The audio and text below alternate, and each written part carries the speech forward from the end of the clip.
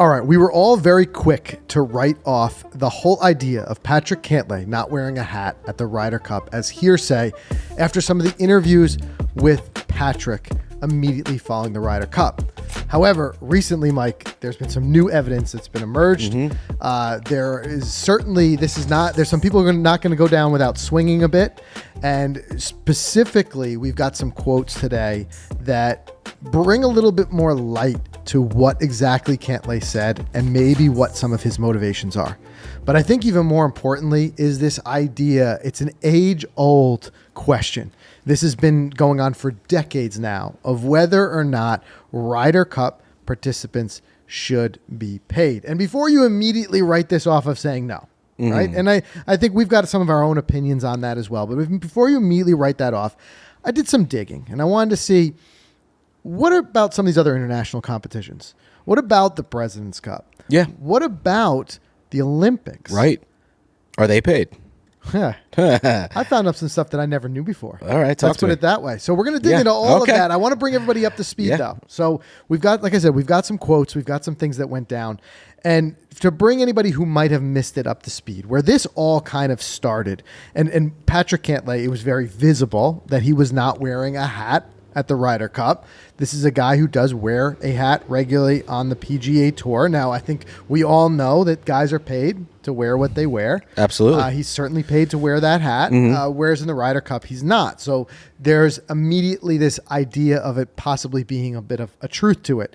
But what it goes back to was, this was originally a tweet by Jamie Weir that really kind of set this all off. And the way how fast Twitter moves, as we know, if you watch the Ryder Cup, it got to everyone real quick. Yeah, it sure did. We saw them waving the hats out there instantaneously. So basically, I'll put the tweet up here so you can read it. Again, this is kind of the older news. I want to give you guys some of the new stuff. But if you missed it, he basically was saying that the reason he's not wearing a hat was because that he was unpaid.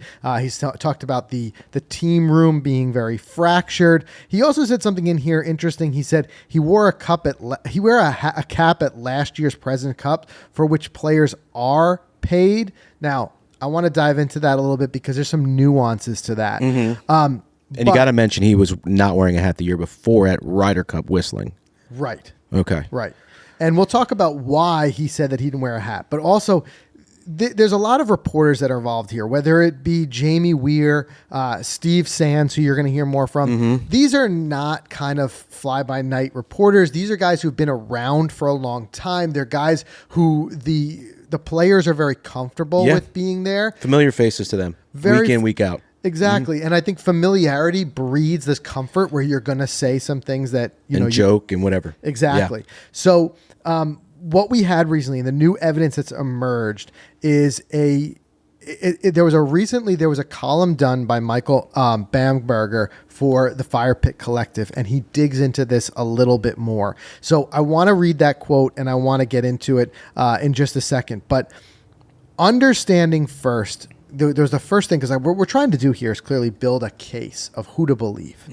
Right? So we need to know a little bit of the facts. So let's bring you up to speed on some of the facts. So how does the money really work for both the President's Cup and the Ryder Cup? So for the Ryder Cup, there is money that's exchanged, but it goes to charity. But does it go to the player to go to charity, or just goes straight to the charity? So what they do is, speaking specifically of the most recent Ryder Cup, $200,000 goes directly to the charity of the player's choosing.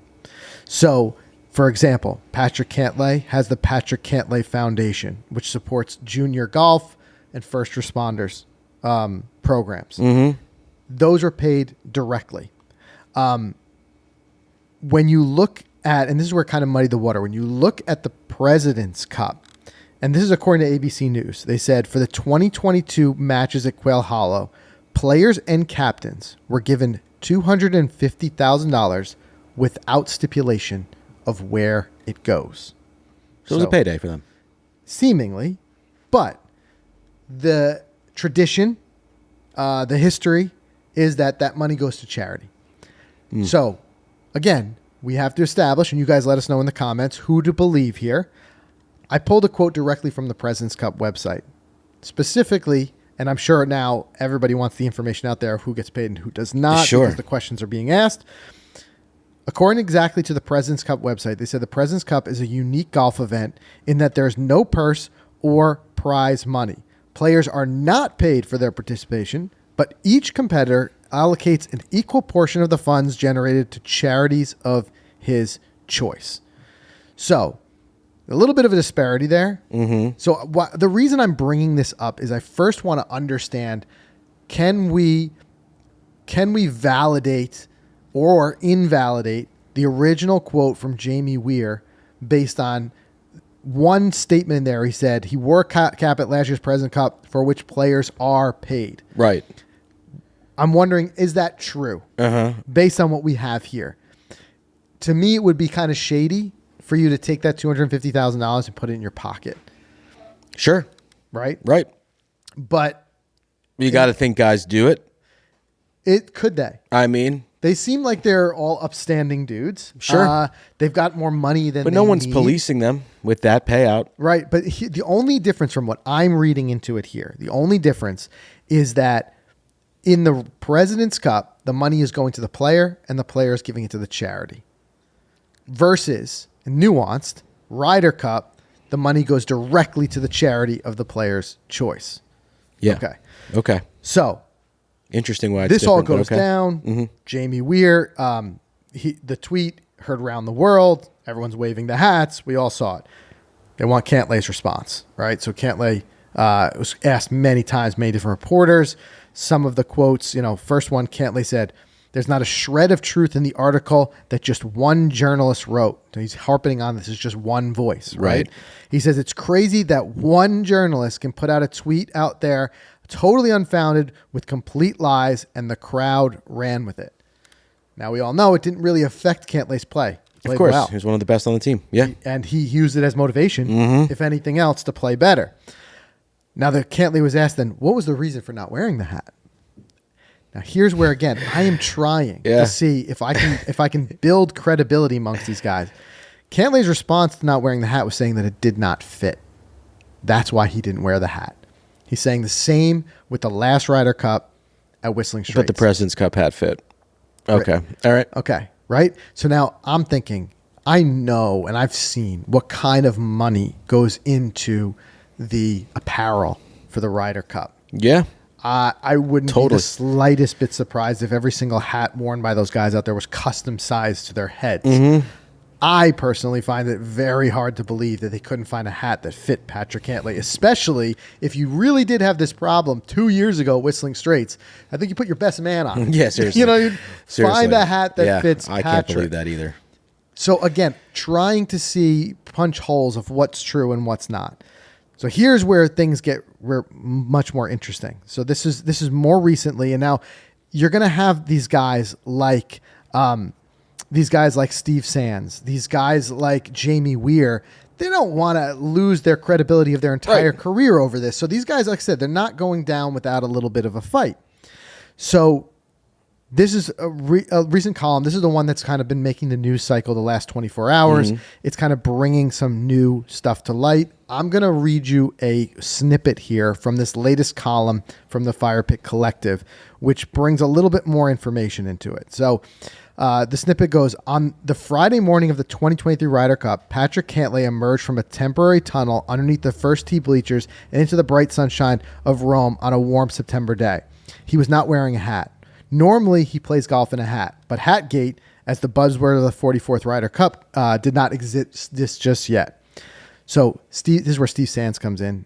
No hat, Steve Sands, the veteran NBC reporter and interviewer, said upon seeing Cantlay.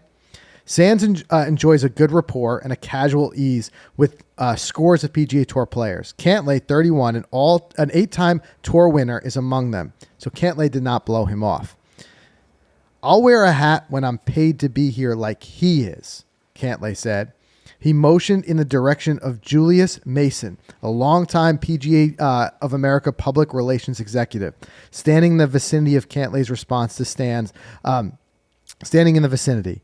Cantlay's response to Sands was shared with me by 3 Americans who were at this year's Ryder Cup in different official capacities. I was not there. This is the writer, Bamberger. He said, there were slight variations in the exact wording of Cantlay's response. In one version, for instance, Mason was cited by name, but there was no material difference in what was quoted as he was as saying as he walked onto the first tee. So here's something very interesting. And there's a lot to unpack here. And I'm going to invite you guys in the comments to share your opinions, share what you believe to be true, because we have to apply a certain degree of guesswork to this. The first guess is, did he say it or did he not say it? Now what you're hearing is that there are multiple people who heard it. This is clearly something that was an area where only the news and media was. It was that tunnel leading from one spot to another. But multiple media and news guys were out there. I also have to think, what would be the motivation to make it all up? Right. Yeah, what would be? I had heard when it originally happened, I had heard a couple people speculating that this was the European media just trying to get under the skin of the U.S. team and to, as a tactic to win. However, that would have only backfired because he only played better using it as motivation. Right, clearly. Right? Clearly. My second question then is, if it was said, did he really mean it? Or was it a joke that didn't land very well? That's what I think it is. I think it was just Cantlay's probably, I don't want to say lack of humor, because we know he's a kind of a dry personality guy. Right. Just with a I'll wear a hat when I'm paid like this guy. Meaning like you're all here doing your job, earning money, and I'm just here playing. Right. And that's how it came across, but maybe he didn't mean it like that. Or it could be that there's a part of it, like that's a shred of it. Maybe there's a shred of frustration there. Maybe. Now you're talking about... Because there's been a pattern. Right, and there's no denying that the Ryder Cup brings in a lot of money. Sure. Broadcast rights, there's no denying. We all love seeing it. Why we love the game. Game gives back. A lot of it's donated to charity, right? So that's great. But there's undoubtedly people who have to physically put the event on who are going to make something. You know what I mean? You're talking about people who are not millionaires like the players. The cameramen are paid to be there. Right. You know what I mean? This is a public relations, he's a person who's working in public relations. He has a job. His job is to get eyeballs on the Ryder Cup. Yeah. So he's going to be compensated. As far as I'm concerned, somebody like that is not going to donate their time for free. Yeah. As a player might be who's participating. So maybe there was a frustration in Cantlay that some people are paid and some are not. And I can't quite say whether that's justified or it isn't. It's tough to say. Well, I mean, everyone. It feels like everyone's paid. Even forget about the reporters and the people who are there. How about their team, their coaches, their staff that come with them? Well, he has a good point. So they might also be paying paid. Everyone's getting paid except the guys who are performing on the course. So what you're saying is, let's say, for example, that's his frustration. A player's coach, a player's fitness guy, a player. Yeah, like a Mark Blackburn there for Homa. He might be getting paid. He's still paying his because coach he's working. To be there. He's there. The only guy who's doing everyone this around for me charity. Is getting paid, but me, and that might be his frustration. Right. Which is poor, and I'll weigh in on that opinion in a sec. But well, here's the thing. My take is then because these guys make more money than is conceivable to us mere mortals, does that mean that they shouldn't get paid still? No. It's a tough call, right? You know what I'm saying? Yeah. I understand, it would be harder to take the pay away from the cameraman who's Correct. probably making $100,000 a year and has to go to Italy and work the event versus a guy like Cantlay who has tens of millions of dollars, doesn't need more money. Also, these guys are very much taken care of. I'm sure every accommodation is taken care of. They are brought there. They're not paying any of that out of pocket. So there's an element of asking yourself, is there greed here? There might be, because there's always going to be people who see it as it's never enough. My time is worth this no matter what, no matter how much I have. If I'm there, you're paying me. And there's a lot of celebrities or famous people or athletes who are like that, unfortunately. Right. So, well, let's. I'm curious to hear about the Olympics. So let's take the Olympics on really quick, because I want to just set a baseline, and then I want to really just give an opinion and dig in here of whether or not we think that these guys ultimately should be paid. And just to kind of recap here, it really comes down to who do you believe? Now we're hearing that multiple people heard Cantlay say it. If he said it, Does that mean he meant it, or was it's something that was in jest, just saying it maybe out of a bit of frustration that some people paid on or not? And then this whole idea of Cantlay saying the real reason he didn't wear a hat was because it didn't fit. That's a tough one to believe because of all the money that goes into it. I wouldn't be surprised. Now, let's just quickly think about outside of golf, other international sports. The first one that comes to mind, the big one, would be the Olympics. I'm immediately thinking, that's the one you're playing for honor. You don't get paid. Right. Now, I pulled this directly from the Sporting News to get an idea of because there's not as much transparency in this as you think. And before you do that, you don't just show up to the Olympics. You have to qualify. Yes. All right. Just same way you have to qualify for the Ryder Cup. Yes. And all that stuff. So you're not just knocking on doors. You got to make the team. Right. Right. Okay. You have to make the team. Now, what is similar to the Ryder Cup is that your accommodations are taken care of. Now, we've seen in the recent years, some of the what has happened with like accommodations being terrible at some of these Olympic villages. It's certainly not the way these guys were treated with galas and things like that for the Ryder Cup. Yes, the Ryder Cup players are treated very nice. Their benefit packages are wonderful. They're treated very well. But players, any type of Olympian is that usually, depending on their country, different countries have more money than others. And if their country can afford it, they're obviously sending them there. They're putting them up. They're taking care of that. Because a lot of these guys and gals, they have jobs. They're not even professional athletes, all of them. Right. So a lot of them, they have to take time off from work.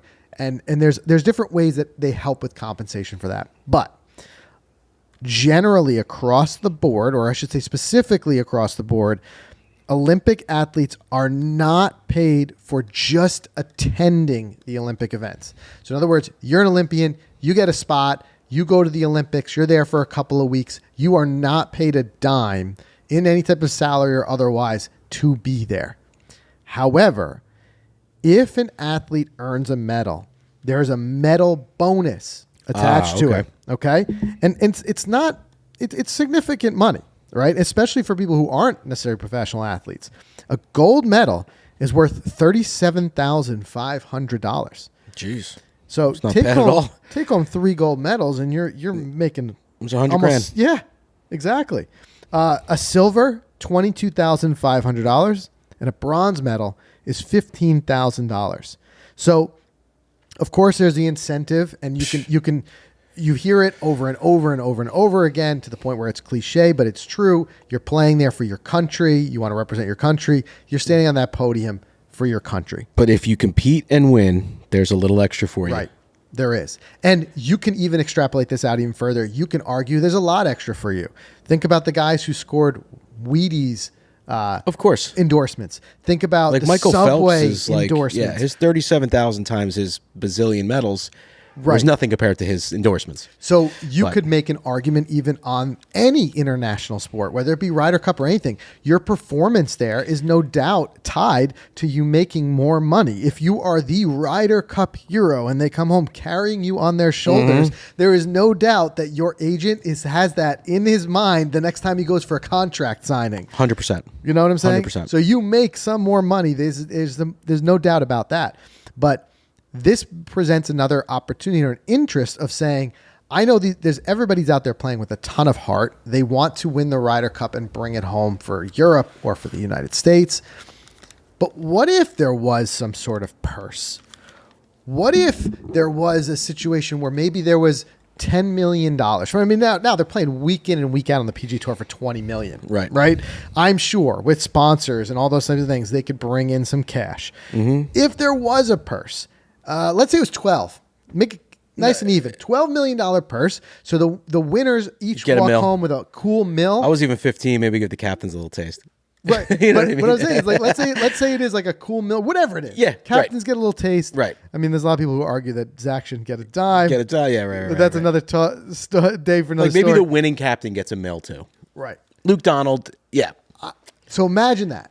Hold in your mind this idea that the winning team takes it home, the losing team, goose egg. Yeah. $0. It's interesting, and it's something I want to debate. Let's take a quick break. Let's do a word from our sponsors, and then I want to come back and I want to talk about that. For the best in the world, the goal is to improve every day. Same goes for all of us dedicated to this game, and it starts with choosing a golf ball that you can trust. The Titleist Pro V1 and Pro V1X have set the standard for performance, and both are engineered with high gradient core technology that delivers lower long game spin for exceptional distance and consistent flight.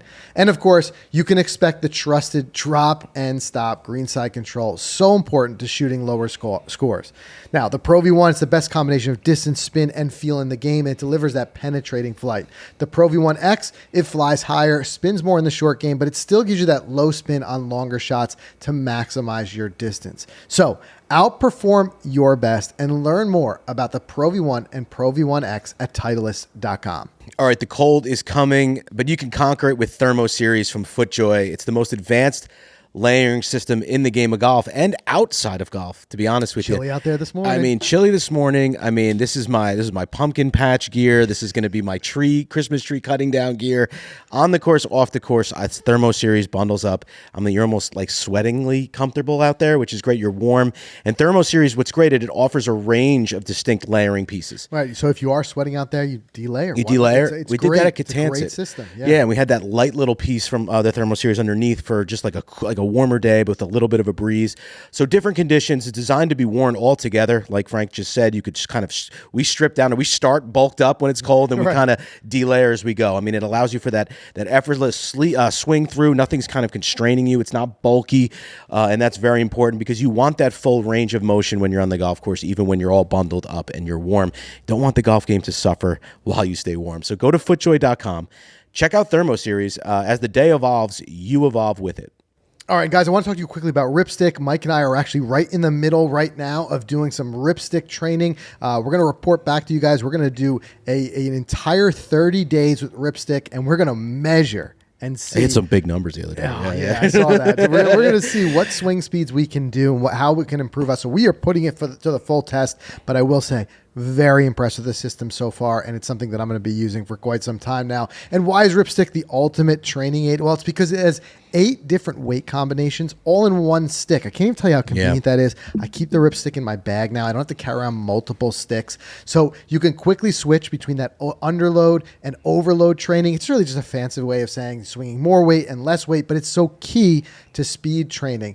And what makes that speed training even easier is that the Ripstick team has a free app. So it's available for both Android and iOS, and it provides step-by-step guide. It holds you accountable to that speed training journey. I mean, if you've ever done like a weight loss or something like that, sometimes accountability is what you really need. And I love that. I go in, it tells me what I need to do that day. At the very end, we measure and we watch that graph of how much swing speed I've picked up. So like I said, we're shocked at how little time it takes. We've been doing it regularly. It's 15 minutes 3 times a week. And right now, with every purchase, Dr. Luc Benoit, he's the founder of the company, he'll provide a free swing analysis, which is a $90 value. So the idea behind this is to help you not only hit it farther, but hit it straighter as well. So use code GOLFICITY. You get 20% off site-wide. It's a very affordable swing speed system. And like I said, that free app is really worth its weight in gold. So get out there, start hitting some bombs today. Okay, so look, the reality is the story's not over yet. I mean, with this most recent column in the Fire Pit Collective, it shows that a lot of the people who had heard, quote unquote, Patrick say that are not just, sweeping it under the rug. There's some more statements being made, and I don't see, other than a real conspiracy theory, I don't see any reason for somebody to completely make that up. Right. To me, if I'm guessing at what I believe some sort of truth here is that I believe something was said. I believe it was probably in jest in some sort of way. Yeah. I believe that maybe there was a frustrating or a moment, or maybe it was like an attempt at a joke. But for someone to outright make it up, it seems like a hard one to believe. But it really leads down to the question is, and we know something that in future Ryder Cups, it'll continue to come up. Oh, yeah. Is should these guys truly be paid? What is your thinking? I think they should. Well, first, let me back up and say I think it's an absolute honor and privilege to be selected on that team. And I think when you go, I think money should have nothing to do with it. Yeah. I think it's an end of the year thing. Your season's over. This is an opportunity for could be for some guys a once in a lifetime thing. Yep. with that being said, I love the idea of the earning money for your performance, the Olympic model. I love your like analogy of a guy's winning like a purse, $1 million each. I mean, I just did some quick research when we were on that quick break. Even the MLB All-Star games, it said $640,000 prize pool, and there's 32 players on each side, and each person gets 20 grand on the winning team. Yeah. It's 20 grand. I mean, it's not going to make or break these guys, but it just shows them like you won something for being there and competing. Right. I mean, maybe $1 million is blown out for these guys. Maybe the 200,000 each, like that same number instead of charity. It's like these guys will play for it. And like President's Cup, if they want to donate it, let that be on them. That's my take. Yeah, and I think what's so interesting here is that at the end of the day, we've heard so much about money over the past 2 years now with Liv. It's become a bit exhausting. And I think the last thing that I would love to see, I'd like to see, however you want to say it, the last thing I'd like to see is the Ryder Cup become involved with that purses become so inflated that now it's either like have a massive purse or no purse at all. You know what I mean? Those are only the polarizing ways to do it. The last thing I'd want to see is that the Ryder Cup try to keep pace with that, bring on a bunch of sponsors, and bring it to a $20 million purse, $30 million purse, something crazy. I don't want to see that. Right, I know. There's a certain degree of, I love being a spectator of something that's played for pride. It's why I like watching the Olympics. It's why I really enjoy watching things like the U.S. Amateur. You know, arguably even college golf. The guys who are out there playing for that pride, it's a lot to me. And I think at the end of the day, no matter what you made the purse, as you said, these guys are going to play for pride either way. They want to win for their... Yeah. It reminds me back to Rory McIlroy's evolution. If you remember the quotes that he now has his foot squarely in his mouth and he mitts it over of his first Ryder Cup of saying, like, I don't know what the big deal is about as a young kid. Right. And then at Whistling Straits in tears. Here's a guy who's got more money than him or 5 generations following him is ever going to have to think about or worry about. Right. He's got as much money and $1 million to him is not going to make a difference either way. Right. They're playing for pride. And I don't think no matter what ends up happening, if a small purse is involved or it's not, I don't think it's ever going to change that for these guys. And the proof of that is, the closest proof we have for money is the number of guys, including Patrick Cantlay, who has not been vocal against Liv in any way. If anything, he's kind of been a bunch of non-answers. Yeah. But all of them, when the idea of their status for possibly making the team was called into question if they joined Liv, it was on all of their minds. And sure. He expressed as such. So if money really was the number one driving factor, you would have taken the huge payout that Liv undoubtedly offered you and said, if that gets me off the team, it gets me off the team. Right. There are guys who stuck around and arguably are making less money, even though they're making a lot of money. They're making less money so that they could still play, guaranteed to be able to play on that Ryder Cup team. So do I think it'll change anything? Not necessarily. If there was a purse, do I think it would harm anything if there was a small purse? Not really. But I think that doesn't matter either way. I just think that either way, we got to get everybody on the same page. Yeah, right. You know what I mean? And because if even this little bit caused a little bit of fracturing in that room, let's say Cantlay, let's speculate that he joked that way. I could see there being some guys on the team be like, man, why are you making that joke? Yeah, don't That's do not that. the joke to make. Don't do that. We're out here playing. So, and there were guys who backed them up and took their hats off. Right. So it's like they're trying to stand together as a team, but if that was the statement you wanted to make, I don't think it was the time or the place to do it right there in Rome. Yeah. I think if you really wanted to, let's have a educated conversation about this between years of the Ryder Cup. Let's sit down in the press conference and be like, hey, let's talk about it. Like, should they get paid? You know, like kind of how we're expressing it. Maybe there's some sort of system. Or is there some sort of disparity and unfairness? Is that some guys, like this PR relations guy, gets paid and the players don't get paid? We can have an honest talk about it, but it's just not the time or the place to make the joke about it, if that's what was said. Yeah, right. But Cantlay, don't forget, you have to see what you believe, because Cantlay is coming out outright saying it's completely made up. It's completely not true. I did not say that. I didn't wear a hat because it didn't fit.